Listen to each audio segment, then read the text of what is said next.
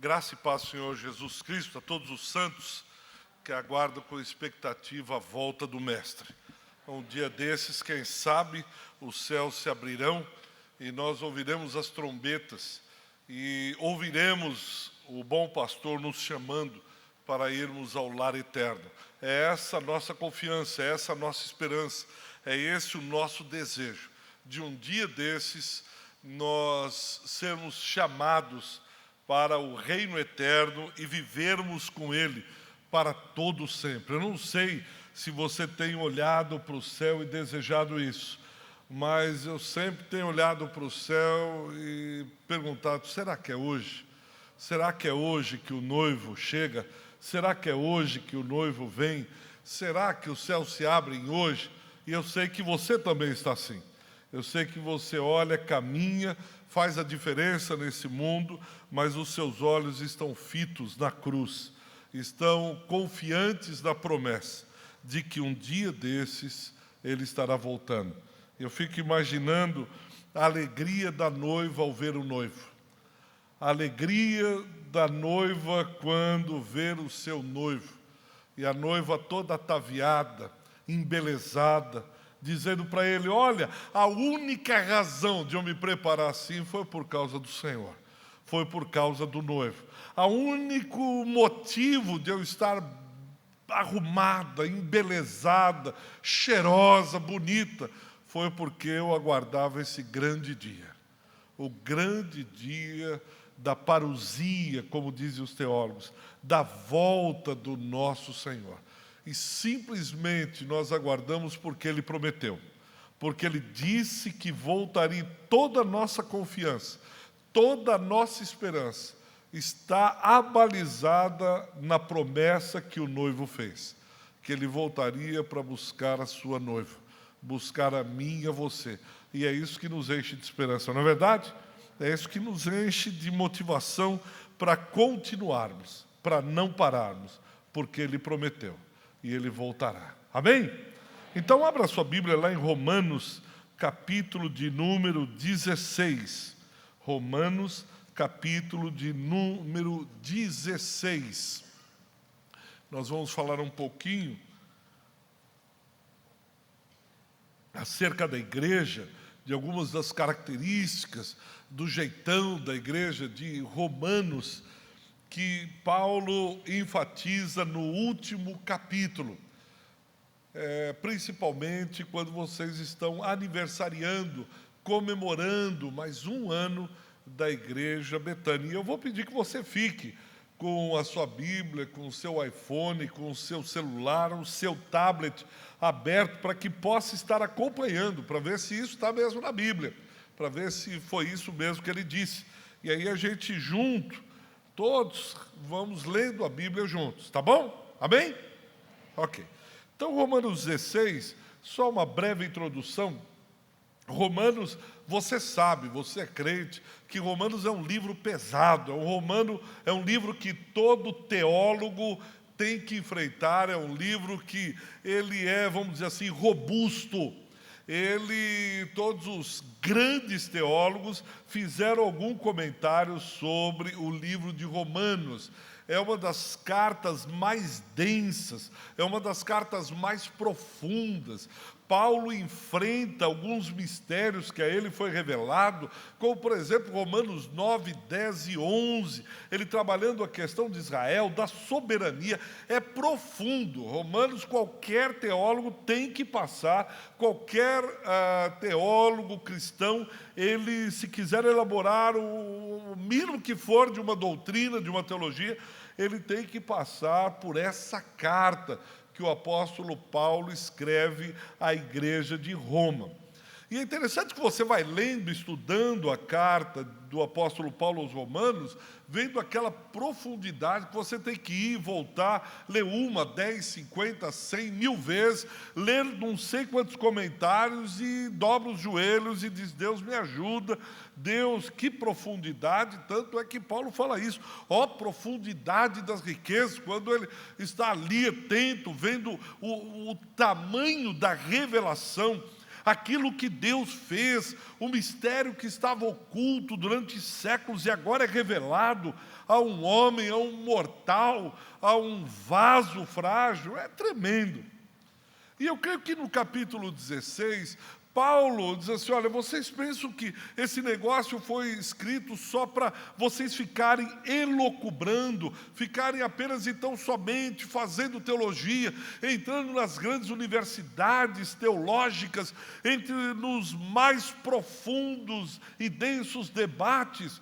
Não, isso é para ser vivido, isso é para o dia a dia, isso é para o arroz e feijão, é para o cotidiano da vida. E eu acho que Paulo, ele vai escrever no capítulo 16, é como se ele encarnasse, ele fosse para a prática, ele fosse para o dia a dia, ele fosse para a segunda-feira. Ele sai do domingo, do cultão, e vai para a segunda-feira, no capítulo 16, mostrando, revelando como é que se vive esse evangelho, a maneira do dia a dia. E é isso que eu queria falar um pouco com vocês agora. Veja lá no versículo de número 1, ele menciona 33 pessoas, nesses 24 versículos, ou 23 versículos, ele vai chamar nominalmente 33 pessoas. Ele começa com Febe.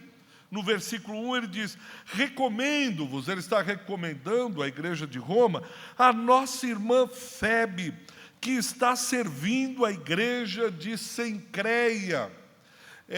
O grego aqui diz que ela é diácona, ela serve ou diaconiza, ela está servindo, é uma mulher que está na igreja de Cencreia e ela chama a atenção do apóstolo pelo serviço que ela faz. Febe é o tipo daquela mulher que na igreja ela se preocupa com o bem-estar dos demais através do serviço. Por isso ela é reconhecida lá em Atos capítulo 18, e o apóstolo Paulo diz, vejam, recebam, recepcionem, aconcheguem, abracem a Febe, porque essa mulher, ela se destaca pelo serviço, para que a recebais do Senhor como convém aos santos, e a ajudeis. Olha que coisa linda, talvez você passe batido e não veja a profundidade disso, mas essa palavra que Paulo usa é parastete. No grego é assim, eu quero que vocês da igreja se reúnam e quando chegar Febe, vocês se coloquem atrás dela e sejam apoio a Febe. Vocês fiquem atrás de Febe, amparando em tudo aquilo que essa irmã precisar. Mais ainda, esse parastete, assim, vocês sejam um apoio a essa irmã. Vocês ancorem, amparem a Febe, como convém aos santos. Da essa mulher que é destacada na igreja, pelo serviço, não por qualquer outro projeto, senão pelo serviço, que vocês possam sustentá-la. Parastete pode ser traduzido como sustentar alguém.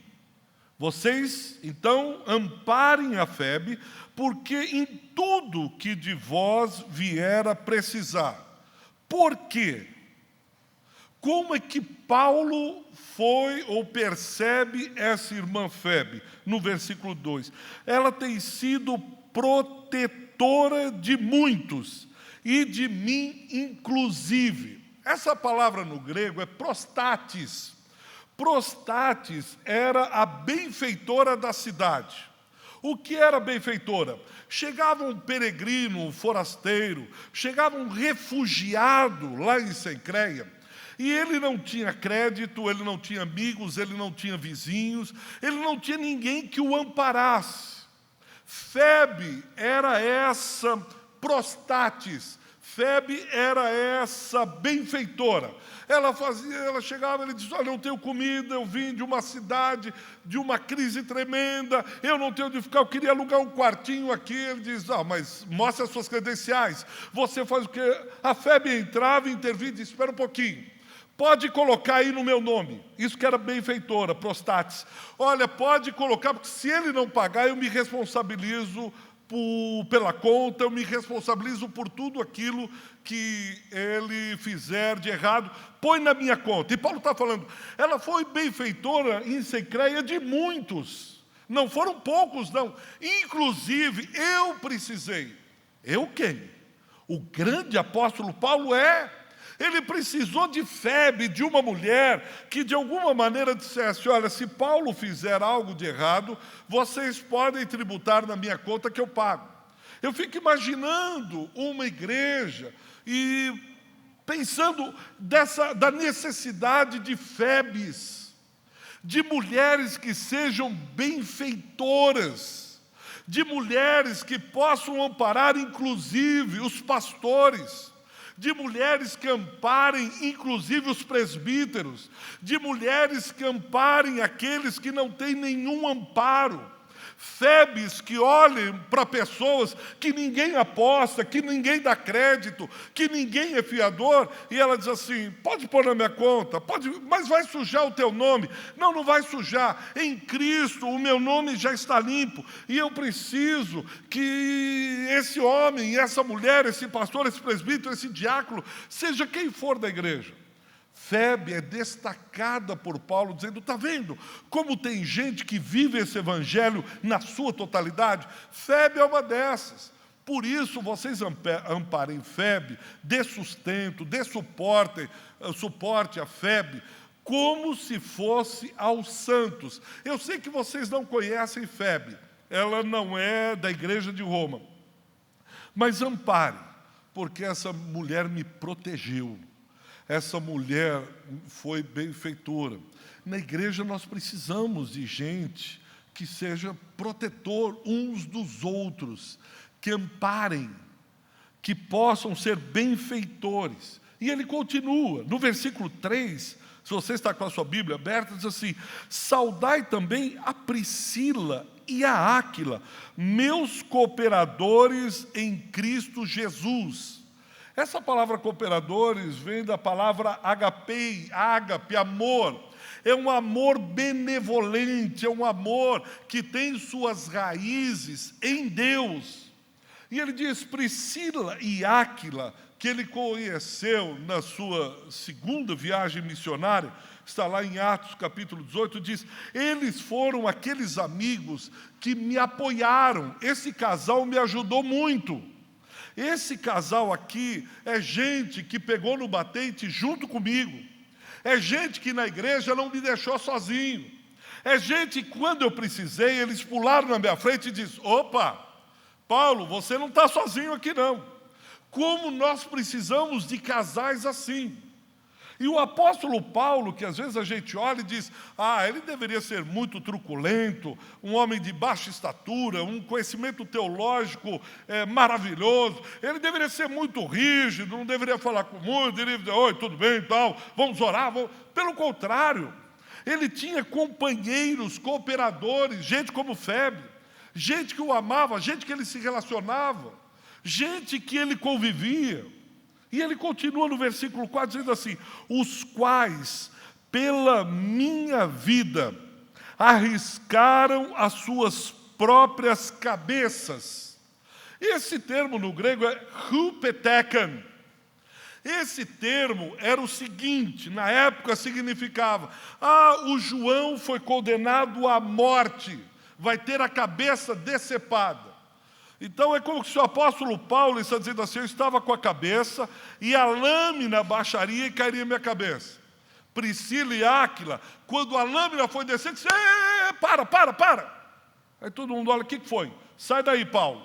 Por quê? Sai daí, pode cortar minha cabeça. É esse o termo hupetekan. Olha, tira a cabeça de Paulo. Mas por quê? Porque Paulo é meu amigo. Paulo é meu irmão. Se tiver que cortar a cabeça dele, vai cortar a minha cabeça primeiro. Se você tiver que fazer algum mal a Paulo, vai ter que fazer mal em mim primeiro. Mexeu com um, mexeu com todos. Não tem jeito. É isso que Priscila e Áquila falam. Por isso que Paulo diz, eles arriscaram, eles colocaram na guilhotina a sua própria cabeça a meu favor. E isto, Paulo continua, eu lhes agradeço muito, não só eu, mas todas as igrejas dos gentios. Priscila e Áquila eram aqueles homens que tiravam a cabeça de muitos irmãos e irmãs da lâmina afiada do machado e colocavam as suas próprias cabeças. É como se Paulo estivesse falando, está vendo?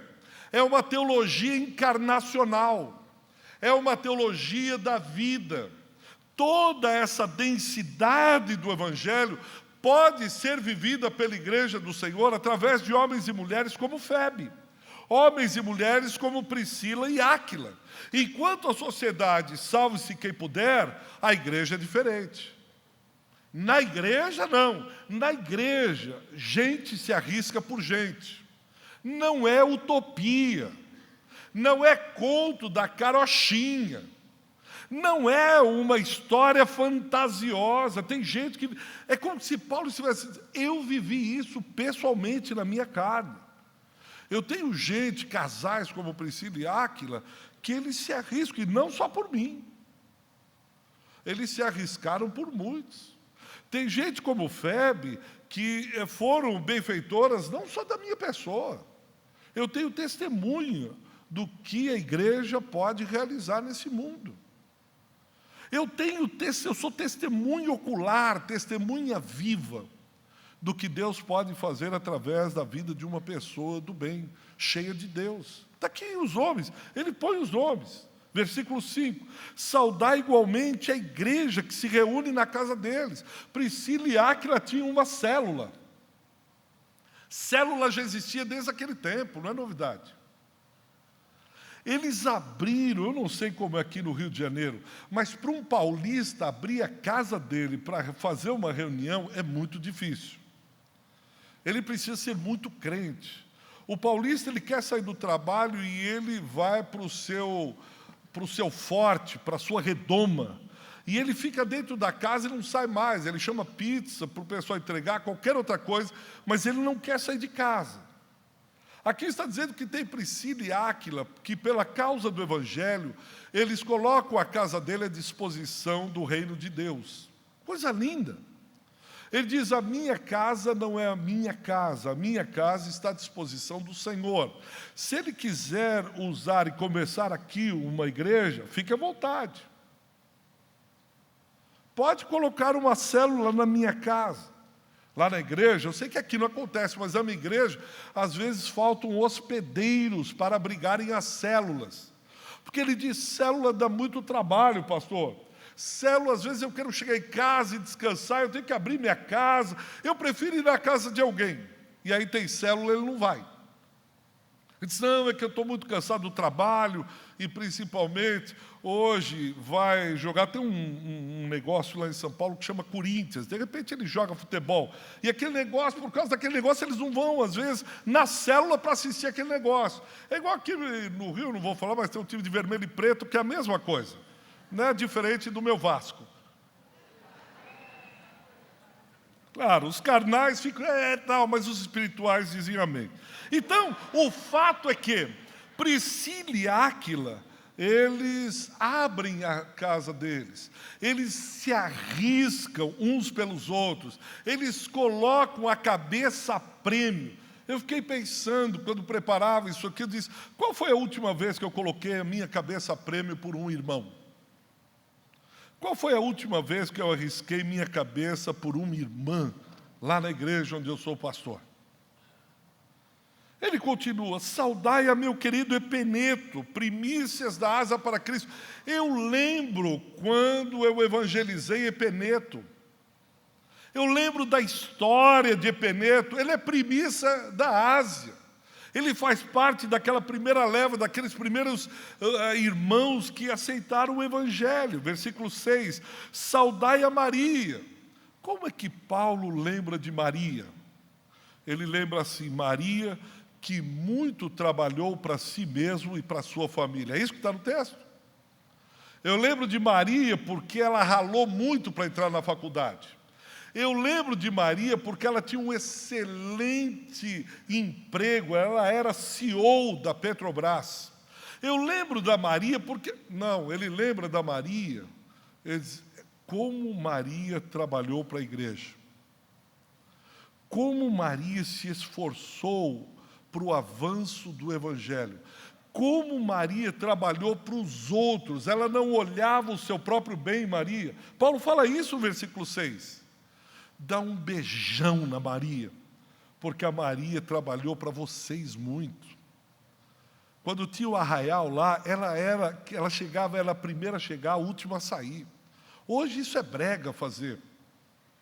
Hoje nós temos profissionais para fazer, mas naquele tempo o Espírito enchia pessoas e eles eram os primeiros a dar o couro, dar o sangue, dar a vida. E Paulo lembra disso. Paulo fala, ó Maria, enquanto todo mundo está trabalhando para si, Maria está trabalhando para os outros. Enquanto todo mundo está trabalhando para o seu próprio proveito, Maria, oh Maria, que bênção. Maria trabalha para os outros. E continua. Também, saudai a Andrônico e Júnias, aí no versículo 7, meus parentes e companheiros de prisão. Vale a pena parar aqui. Andrônica e Júnias, você sabe, tanto quanto eu, que se você ganhar na loteria, você não joga para ser crente, mas tem gente que joga. Eu não tenho nada contra. E às vezes ele ganhou sozinho na mega sena acumulada. Você sabe que ele vai ter muitos amigos. Você sabe que, de repente, aqueles irmãos que nem cumprimentavam, diziam, ô, João, que bom ver você. Você sabe disso. No mundo é assim. Quando a gente está bem, nós temos vários amigos e vamos para Angra dos Reis, na minha casa que eu comprei, etc. Mas quando você perde tudo, e no caso de Paulo, na prisão, ou seja, companheiros de prisão, isso é duro. Companheiros da dívida, abraço dos afogados, isso é terrível. Isso não dá. Paulo lembra de Andrônico e Júnias, diz, esse pessoal foi meu amigo quando eu estava enjaulado. Quando eu fui para o cárcere, eles se mostraram uns irmãos abençoadíssimos. Igreja é um lugar onde as pessoas são amigas na tribulação. A Bíblia diz isso, que na dificuldade, essa dificuldade, o sofrimento gera irmãos. As tragédias, no meio das tragédias, reluz como ouro, como diamante precioso, gente como Andrônico e Júnias, que são chamados pelo apóstolo Paulo, companheiros de prisão e notáveis entre os apóstolos. Você ser notável no meio de um grupo ruim, eu lembro de uma entrevista uma vez do Romário, e perguntaram qual é a razão da tua longevidade, você de idade avançada ainda jogando e marcando gol, você ainda dentro da área é o melhor. Ele diz, por causa da safra ruim de jogadores da minha geração. É muito jogador ruim, por isso eu me destaco. Se destacar no meio de uma safra ruim, ser notável no meio de uma geração fraca é uma coisa. Mas Andrônico e Júnias se destacam e são notáveis no meio de uma geração de ouro do Evangelho. E Paulo se lembra disso e diz, eles são notáveis entre os apóstolos. Não é no meio de jogadores ruins, não é no meio de crente meia boca. Eles são notáveis entre os apóstolos. Andrônico e Júnior, eles me socorreram numa época que ninguém me estendeu a mão.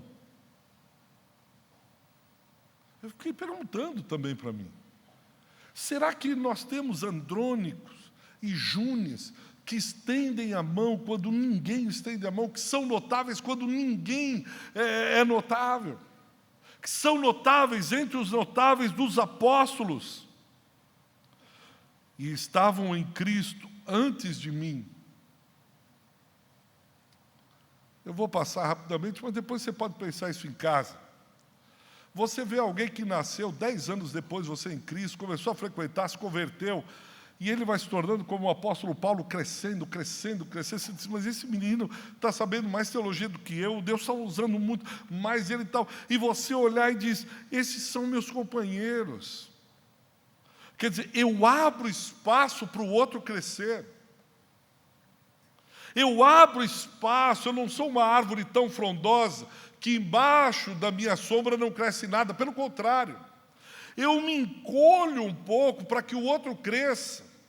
Andrônico e Júnias, eles como que encolheram para que Paulo, Deus está te usando mesmo, vai que eu te apoio, vai que eu te acompanho na prisão, vai que eu sou plataforma para você. Paulo, pode subir aqui que eu te amparo para você ver o que eu não consegui ver.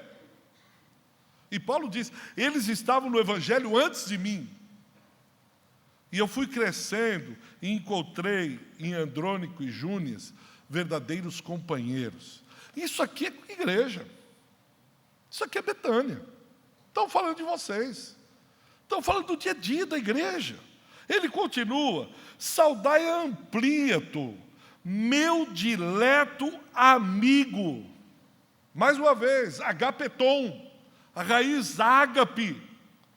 É alguém que, de alguma maneira, ele teve uma experiência com o amor de Deus. Ele é meu dileto amigo.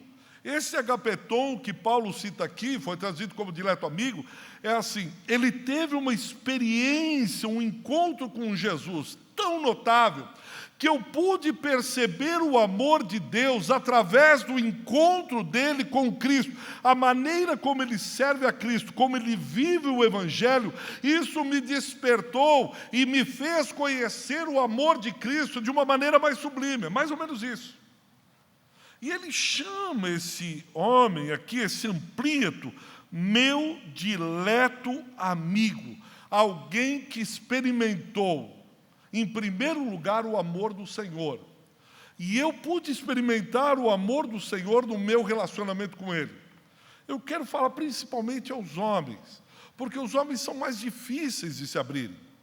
Você tem experimentado esse amor através da experiência de amor do seu amigo?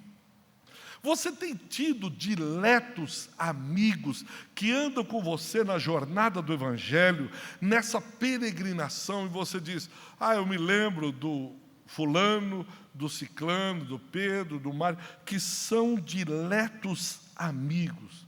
Manda um beijo gostoso para ele. Onde que ele está? Manda um abraço e diga para ele que eu me lembro da maneira como ele amava o Senhor, da maneira como ele experimentava esse amor, a maneira como ele se relacionava com Deus. Isso mexeu comigo. E nós somos esses referenciais, não só na igreja, na sociedade, do que é alguém que vive no relacionamento com Deus, experimentando o amor de Deus e transmitindo e contagiando e inspirando outros a esse amor. Gente que vai olhar para você na sua família, no trabalho e diz, essa pessoa, esse diretor, esse chefe, esse secretário, ele inspira, ele é como se ele me provocasse, ele mexe comigo na maneira como ele experimenta Deus, como ele se relaciona com Deus, como ele vive com esse Deus dessa religião que ele anda aí, que ele prega. E você vai, como o apóstolo Paulo diz, falando da nação judaica, emulá-los, provocar os ciúmes. Eles vão olhar para a sua vida e vão dizer assim, eu queria essa vida aí. Eu queria experimentar. Eu lembro de um irmão da igreja, já senhor, seus 70 e poucos anos, e ele diz, pastor, eu tento, eu procuro, como eu queria viver isso que eu vejo algumas pessoas vivenciando aqui. Eu vejo como eles se entregam no louvor, eu fico ali parado. Eu não consigo sentir isso, eu queria sentir isso. Eu queria experimentar isso que essas pessoas estão experimentando. Um dos livros de Humberto Eco, um intelectual, em que creem os que não creem, ele olha e diz, eu queria crer como esse pessoal crê, mas eu não consigo. Humberto Eco, você é um intelectual reconhecido internacionalmente. Você tem livros traduzidos em não sei quantas línguas. Você dá aula em qualquer universidade. Você enche auditórios com as suas palestras. E ele diz assim, eu queria crer como esses crentes creem. Eu queria experimentar isso que eles experimentam. Paulo está falando aqui que Amplíato sentiu isso.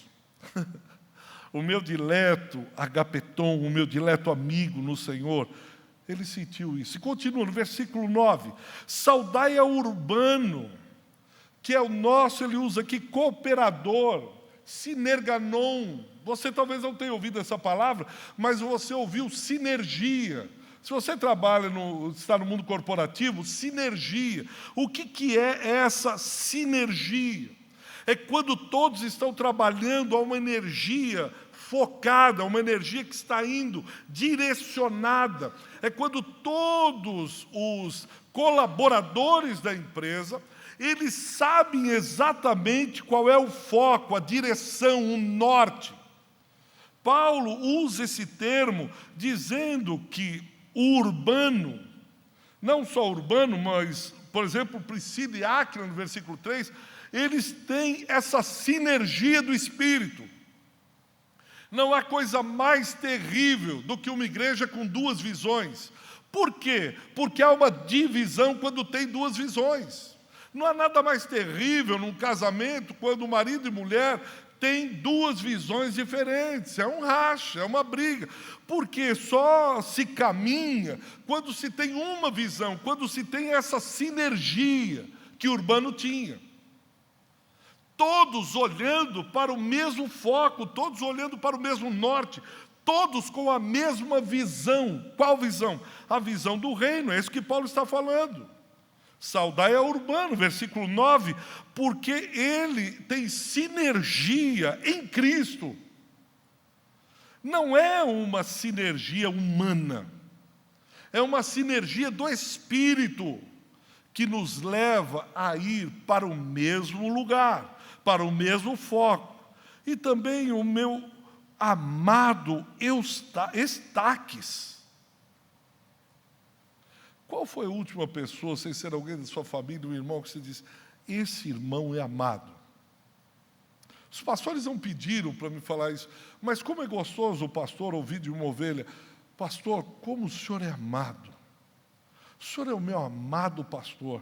Como é bom o presbítero ser abraçado, acolhido e dizer, presbítero, o senhor é tão amado. Que bom que o senhor obedeceu a Deus e está ajudando essa igreja a ser mais amada, mais bela, mais bonita para o Senhor. Como é bom ser um irmão que se sente percebido, amado. Alguém escreve e diz assim, amado. Você sabe que nós temos um costume, como pastor, a gente faz muito culto fúnebre. E aí eu vejo, está lá o corpo sendo velado, e aí começam a chegar as coroas de flores. Saudades dos amigos não sei o quê, saudades da família não sei aonde. Gente chorando, gente fazendo discurso. Esse irmão era um amado. Mas ele não está escutando nada, muito menos cheirando ou vendo qualquer coroa de flores. Se você tiver que mandar uma coroa de flores, mande enquanto ele está vivo.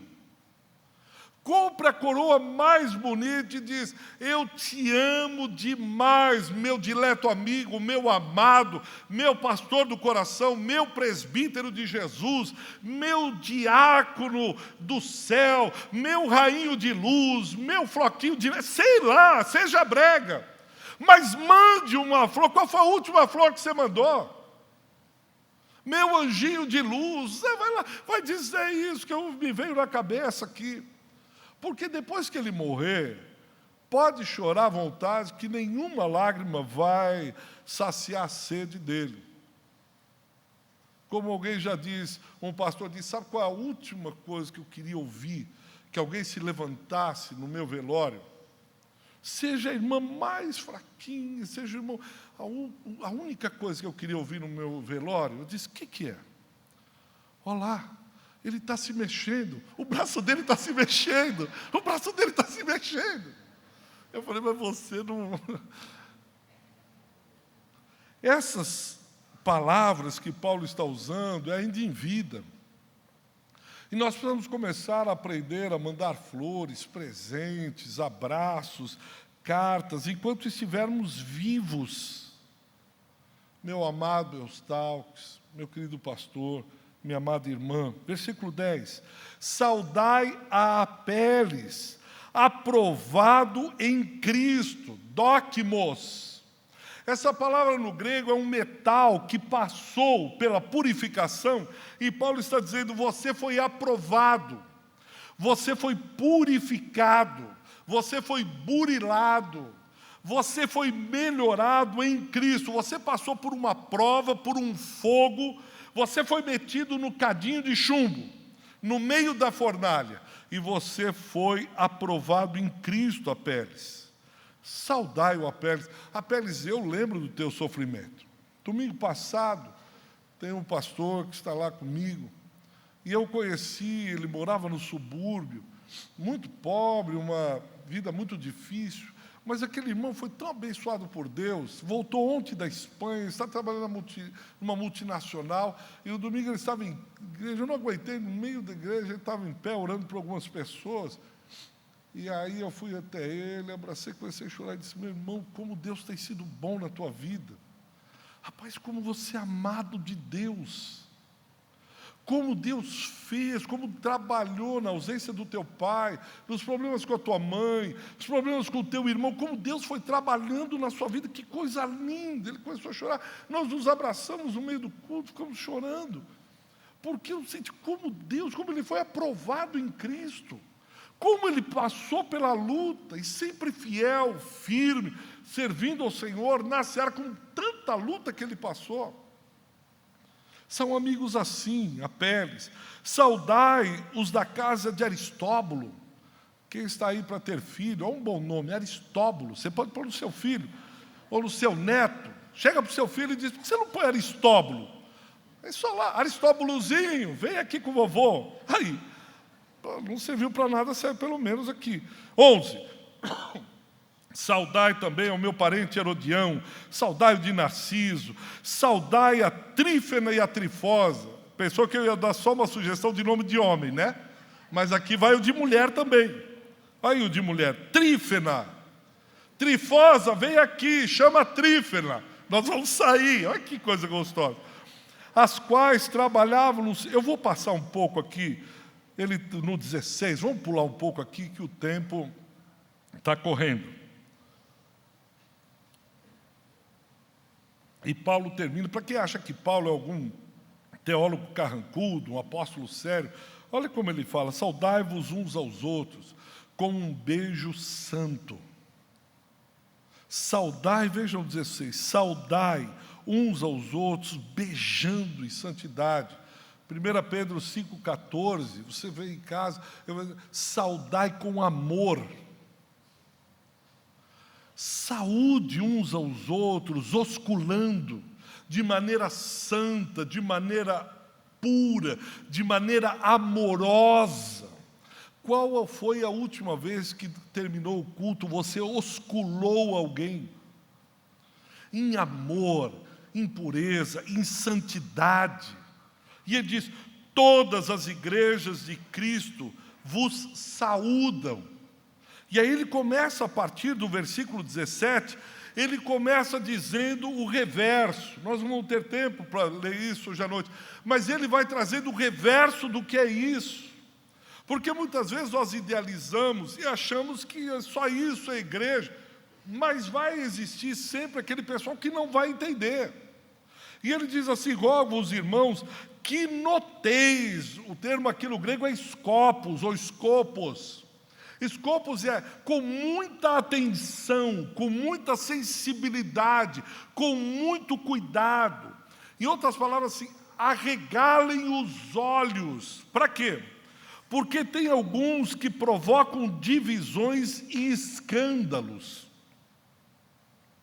Você vai dizer, mas no meio de uma comunidade dessa, como o senhor acabou de falar que Paulo disse, tem gente assim? Tem. Por isso que Paulo diz assim, olha, fique atento. Scopus pode ser traduzido também como foco. Foco. Foque. Esteja atento, porque alguns vão ser obstáculos no caminho. Alguns não vão entender essa comunidade ágape. Eles vão provocar divisões e escândalos, versículo 17. E em desacordo com a doutrina que vocês aprenderam, afastai-vos deles. Me impressiona muito, foi um dos primeiros textos da vida cristã que eu li, Provérbios capítulo 16, Provérbios capítulo 6, versículo 16. Há 6 coisas que o Senhor aborrece e a última Ele odeia. Depois você procure lá. Ele vai dizer, o Senhor odeia. Eu não sei o que é o ódio do Senhor, mas o autor de Provérbios diz, aquele que provoca divisão entre os irmãos. Por isso que Paulo é tão duro. Ele diz, há coisas, 6 que aborrece. Olhos altivos, língua mentirosa, testemunha falsa. Porém, a última, a 7ª, que faz parte da poesia hebraica, a última Deus odeia, abomina. Qual é essa última coisa que Deus odeia? Aquele que provoca divisões, dissensão entre os irmãos. Desses, vocês estejam atentos e se afastem. Mas depois você pode ir até mais ou menos o versículo de número 27, e você vai vendo Paulo fazer um espelho. E isso é o que Cristo deseja de vocês, uma igreja assim. Igreja de Priscila e Áquila, de Febe, gente que, é verdade, machuca, mas que é machucada. Gente que fere e é ferida. Mas gente que caminha junto, gente que não se larga, gente que se tolera, gente que tem misericórdia, gente que caminha mais uma milha. Isso é normal, isso é a comunidade ágape. Essa é a comunidade de Cristo, essa é a igreja de Jesus. Mas aqueles outros, eles estão numa outra dimensão. Entram na categoria de lobos devoradores. Entram na categoria de coisas que Deus odeia. Mas os outros aqui acontecem mesmo. Estão juntos. É como se Paulo estivesse nos inspirando, dizendo, é assim que eu quero que vocês caminhem. Se arrisquem um pelos outros. Eu aprendi há poucos anos. O lugar mais seguro para os jovens errarem é dentro da igreja. Eu era muito severo, muito duro com os jovens. Até que um pastor ministrou ao meu coração, ele disse, o lugar mais seguro para os jovens errarem é dentro da igreja. Por quê? Se eles errarem aí fora, o pessoal corta a cabeça deles, humilha, bate. Mas quando eles erram dentro da igreja, a igreja aconchega, aninha, acolhe. A igreja olha para o jovem e diz, rapaz, vem cá, eu sei. Não, eu sei, calma, a gente está junto aqui, eu também errei, tá bom, vem aqui, a gente abraça. E o jovem vai se tornando cada vez melhor. Ele vai percebendo o amor da igreja, ele vai percebendo esses diletos amigos, ele vai percebendo essa gente do bem como Febe, ele vai se sentindo amparado, ele vai sentindo que na igreja ele tem plataforma para crescer. Ele vai perceber que, apesar de ser jovem, ele não vai ser tolhido, e os mais velhos vão ficar com medo que ele vai pegar o lugar dele. Pelo contrário, cresce mesmo. A minha alegria é que você cresça, a minha alegria é que você floresça, a minha alegria é que você seja apaixonado por Jesus, e nós vamos estar aqui para ser plataforma para você, pode mesmo. E quando a tua cabeça for a prêmio, saiba que estamos juntos. E se você for para a prisão, saiba que eu vou lá levar o café com você, nós vamos ler a Bíblia junto, vamos cantar lá dentro de prisão, porque eu vou me voluntariar para ser companheiro de prisão para você. Eu vou ser o seu dileto amigo, eu vou ser o teu amparo. Isso é igreja. Agora vai errar, erra mesmo. quanto que eu errei. E vai pisar na bola, vai mesmo, e daí? É assim, por isso que a igreja acolhe. Por isso que a igreja aninha. Por isso que o Senhor abre as suas asas e nos ampara. Debaixo das suas asas, à sombra do Onipotente, nos aninhando como a galinha faz com os pintinhos. E ela junta a gente de novo, ele ajunta todo mundo e diz, vamos lá, vamos caminhar, vocês estão aqui sob a minha guarda e proteção, vamos andar. E a minha oração é que a Betânia continue a ser essa comunidade de amor. E que os pastores, os membros, os diáconos, os presbíteros, vira e mexe, escrevam uma carta de amor, lembrando do nome uns dos outros. Paulo lembrou 33 nomes, em 24 versículos. Lembrou pelo nome, lembrou a característica, diz o Paulo teólogo, o Paulo que teve revelações extraordinárias, o Paulo que parece que tinha pressa, corria, plantando igrejas, e primeira viagem missionária, segunda viagem, terceira viagem missionária, e vai para Roma e corre, mas ele tinha tempo para parar, aceitar, queria escrever ao meu dileto amigo. Qual foi a última carta que você escreveu para um dileto amigo, para um companheiro? Quem sabe essa semana você não seja impulsionado, desafiado pelo Espírito, a escrever algumas cartas para gente que está aqui do seu lado todos esses anos. Gente que você conhece aqui,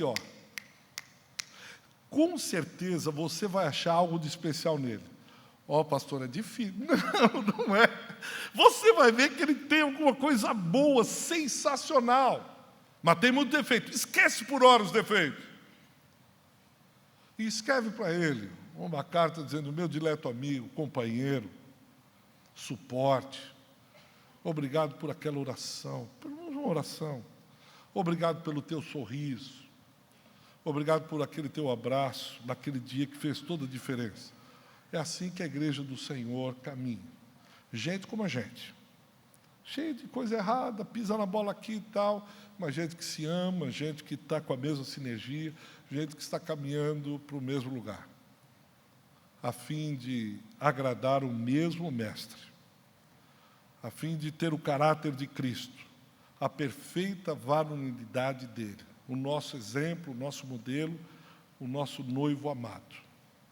Que a Betânia continue assim, caminhando nessa direção, e que muitas cartas surjam no meio dessa comunidade, a fim de inspirar os mais jovens, a fim de entusiasmar os de mais idade, a caminharem na direção que o Senhor tem estabelecido para essa comunidade. Parabéns, que Deus muito os abençoe.